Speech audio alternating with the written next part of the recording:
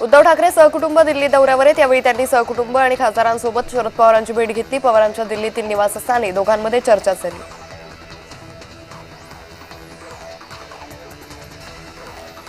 भाजप नेते रावसाहेब दानवे यांचे जावई माजी आमदार हर्षवर्धन जाधव यांना 1 वर्षाची कारावासाची शिक्षा ठोठावण्यात आली आहे। पोलीस निरीक्षक पराग जाधव यांच्या कानशिलात लगावल्याप्रकरणी सोनेगाव पोलिसांनी गुन्हा दाखल केला होता।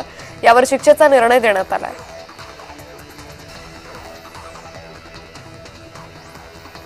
लातूर ग्रामीण मतदारसंघाचे भाजप आमदार रमेश कराड यांनी अधिकाऱ्याला धमकी दिल्याचा व्हिडिओ व्हायरल होतोय। मतदारसंघातील एका संवाद बैठकीत महेश शिप्परगे नावाच्या मंडळ अधिकाऱ्याला नखरे केले तर माझ्याशी गाठ आहे असा सज्जड दमच दिला।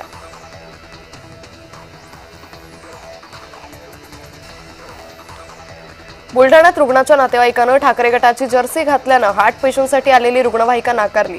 आमदार संजय गायकवाड यांच्या कार्यकर्त्यांनी हार्ट पेशंटला रुग्णवाहिका नाकारल्याचा आरोप होतोय। या धक्कादायक प्रकाराने संताप व्यक्त केला जातोय।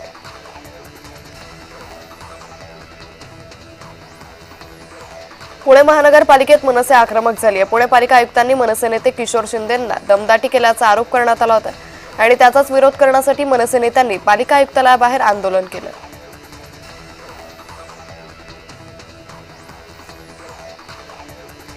अहिल्यानगरचे पालकमंत्री विखे पाटलांनी अचानक राहता पंचायत समिती कार्यालयाला भेट दिली।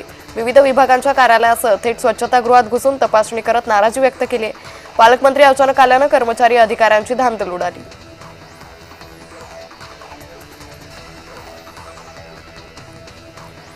पालकमंत्री अजित पवार बुधवारी बीड दौऱ्यावर होते। त्यांनी जिल्हाधिकारी कार्यालयात विविध विषयावर आढावा बैठक घेतल्या।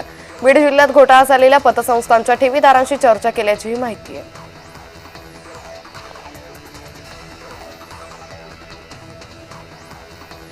उपमुख्यमंत्री एकनाथ शिंदे दिल्ली दौऱ्यावर आहेत। त्यांनी पंतप्रधान नरेंद्र मोदी आणि अमित शहांची भेट घेतली।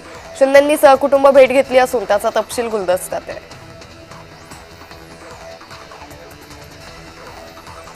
एकनाथ शिंदे सेटिंग मास्टर असून ते दिल्लीत सेटिंग लावायला गेलेत अशी टीका संजय राऊतांनी केली होती।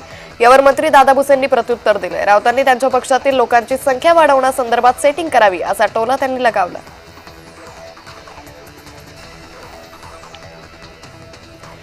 बेस्ट कामगार पतपेढीच्या निवडणुकीत ठाकरे बंधू एकत्र आले। कामगार पतपेढीच्या निवडणुकीत मनसे ठाकरे गटाची युती झाली।